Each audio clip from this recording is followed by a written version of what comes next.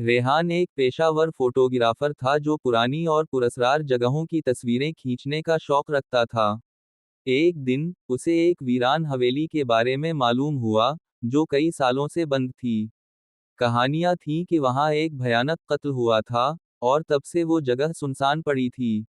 रेहान अपनी camera cut उठाकर इस हवेली पहुंचा। अंदर हर तरफ गर्द, बोसीदा फर्नीचर और टूटे शीशे बिखरे हुए थे। अचानक उसे एक पुराना कैमरा और कुछ फिल्म रोल मिले, जो एक मेज पर रखे हुए थे।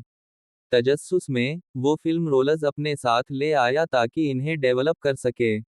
जब रेहान ने लैब में तस्वीरें निकालीं, तो उनके देखकर इसका दिल दहल गया।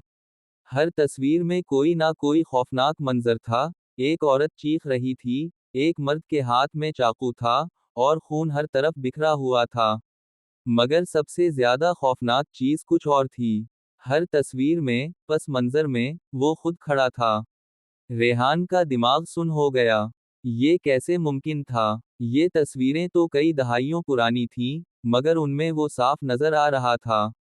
उसी लम्हे, रोशनी एक लम्हे के लिए झपकी, और उसे ऐसा महसूस हुआ जैसे कोई इसके पीछे खड़ा है।